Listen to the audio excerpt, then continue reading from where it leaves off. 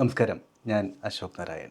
ഇന്ന് നമ്മൾ മനസ്സിലാക്കാൻ പോകുന്നത് നമ്മളിൽ നിന്ന് നഷ്ടപ്പെട്ടു പോയ ഒരു സ്നേഹബന്ധം, അതല്ലെങ്കിൽ ഒരു പ്രണയം, അഥവാ ഏത് വിധത്തിലുള്ള ഒരു ബന്ധവുമായിക്കോട്ടെ, ഒരു റിലേഷൻഷിപ്പുമായിക്കോട്ടെ, അതൊരു ഭാര്യ ഭർത്തൃ ബന്ധമാകാം, ഒരു സുഹൃത്ത് ബന്ധമാകാം, അങ്ങനെ എന്തുമായിക്കോട്ടെ, അതിനെ എങ്ങനെയാണ് വളരെ സുരക്ഷിതമായിട്ട് വളരെ വേഗം നമുക്ക് വീണ്ടെടുക്കാൻ സാധിക്കുക എന്നുള്ളതാണ്.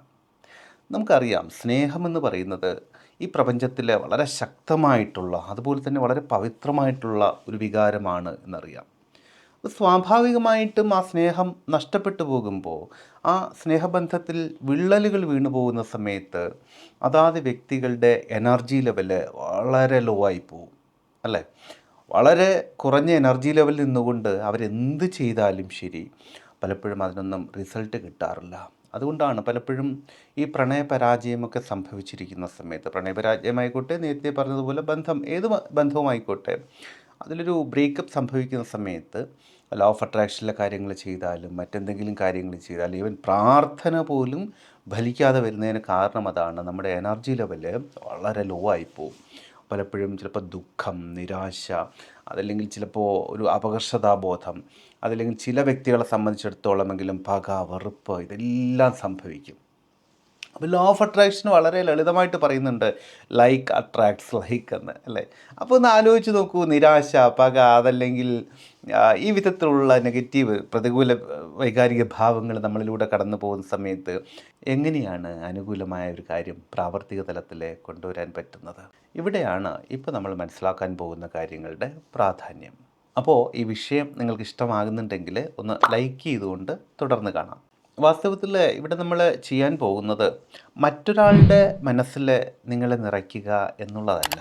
അതിലപ്പുറം നിങ്ങളുടെ മനസ്സിൽ സ്നേഹത്തിൻ്റെ തീവ്രതയെ നിറച്ചുകൊണ്ട് ആ കാന്തികതയെ, അതായത് സ്നേഹത്തെ അല്ലെങ്കിൽ പ്രണയത്തെ, ഇഷ്ടത്തെ ആകർഷിക്കാനുള്ള ഒരു കാന്തിക ശക്തി എന്ന് പറഞ്ഞാൽ മനസ്സിൻ്റെ കാന്തിക ശക്തിയെ, ആകർഷണ ശക്തിയെ വർദ്ധിപ്പിക്കുന്നത് എങ്ങനെയെന്നാണ് നമ്മൾ മനസ്സിലാക്കാൻ പോകുന്നത്. ഇതിനായിട്ട് നമുക്ക് ചില കാര്യങ്ങൾ ചെയ്യാം. ഒന്ന്, അഫർമേഷൻസ്. സ്നേഹത്തെയും സൗഹൃദത്തെയും പ്രണയത്തെയും സർവോപരി നിങ്ങൾ ആഗ്രഹിക്കുന്ന ബന്ധം അത് ഏതുമായിക്കോട്ടെ, അതാത് വിധത്തിലുള്ള ബന്ധങ്ങളെ പരിപോഷിപ്പിക്കുന്ന വിധത്തിലുള്ള ഗംഭീരമായിട്ടുള്ള, നിങ്ങൾക്ക് ഉചിതമായിട്ടുള്ള അഫർമേഷൻസ് നിരന്തരം മനസ്സിൽ ആവർത്തിച്ചു കൊണ്ടേയിരിക്കുക. അഫർമേഷൻസിൻ്റെ കാര്യം പറയുമ്പോൾ ഞാൻ എപ്പോഴും പറയാറുണ്ട്, അത് ഏതെങ്കിലും ഒരു പ്രത്യേക സമയത്തോ ഒരു സാഹചര്യത്തിലോ മാത്രം നമ്മൾ ചെയ്യേണ്ടതല്ല, മറിച്ച് ഒരു മന്ത്രജപം പോലെ, ശരിക്കും ഒരു മന്ത്രജപം പോലെ അത് നമ്മൾ ചെയ്തുകൊണ്ടേയിരിക്കുക.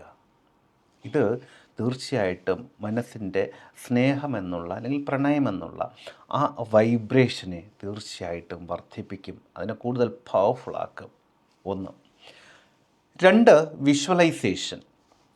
വിഷ്വലൈസേഷനിൽ പല വിധത്തിലും വിഷ്വലൈസേഷൻ കൊടുക്കാം. പക്ഷേ ഈ വിധത്തിലുള്ള സാഹചര്യങ്ങളിലൂടെ കടന്നു പോകുമ്പോൾ ഏറ്റവും ഫലപ്രദമായിട്ട് പൊതുവിൽ കണ്ടുവരുന്നത്, നിങ്ങൾ ഇഷ്ടപ്പെടുന്ന വ്യക്തി, അതേത് വിധത്തിലുള്ളതായാലും, സ്നേഹമായാലും സൗഹൃദമായാലും മറ്റൊരു റിലേഷൻഷിപ്പായാലും ഭാര്യാഭർത്തൃ ബന്ധമായാലും ഏതായാലും, നിങ്ങൾ ഇഷ്ടപ്പെടുന്ന, നിങ്ങൾ ആഗ്രഹിക്കുന്ന ആ വ്യക്തി നിങ്ങളെക്കുറിച്ച് ചിന്തിക്കുന്നതായിട്ട്, നിങ്ങളെക്കുറിച്ച് മനോഹരമായിട്ടുള്ള സ്വപ്നങ്ങൾ കാണുന്നതായിട്ട് മനസ്സിൽ വിഷ്വലൈസ് ചെയ്യുക.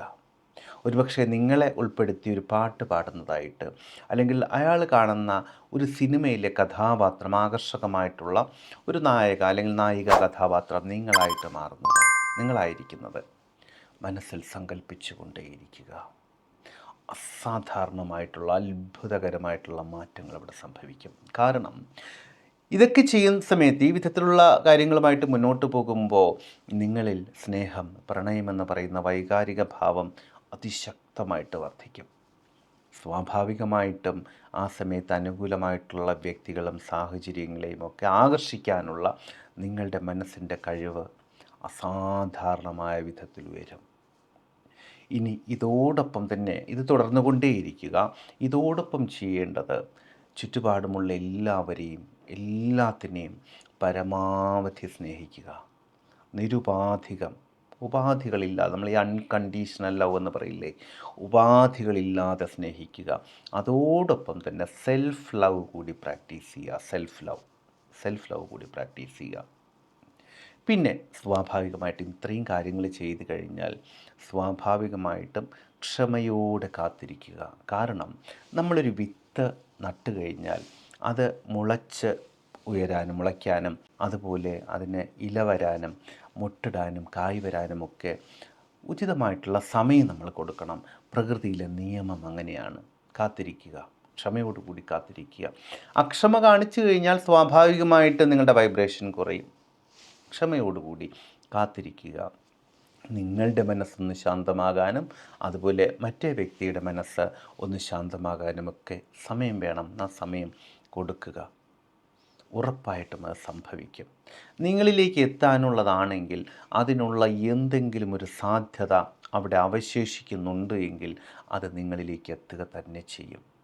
ഇനി അഥവാ എത്തിയിട്ടില്ല എങ്കിൽ അതിന് നമ്മളറിയാത്ത കൃത്യമായ എന്തോ ഒരു കാരണം പ്രപഞ്ചത്തിലുണ്ട് എന്നും അത് നിങ്ങളുടെ നന്മയ്ക്ക് വേണ്ടിയാണ്, നന്മയ്ക്ക് വേണ്ടി മാത്രമാണ് എന്നും ഉറപ്പിച്ച് വിശ്വസിപ്പിക്കുക എന്നുള്ളതെല്ലാം ഉറപ്പിക്കുക. അത് തന്നെയാണ്. കാരണം നമുക്കറിയാം, നമ്മൾ ചെറിയ പ്രായത്തിലൊക്കെ ചിലപ്പോൾ ചില കളിപ്പാട്ടങ്ങൾ ഉപയോഗിച്ച് കളിക്കുന്ന സമയത്ത് നമ്മുടെ മാതാപിതാക്കൾ അത് വാങ്ങി മാറ്റിവെക്കും, അല്ലേ?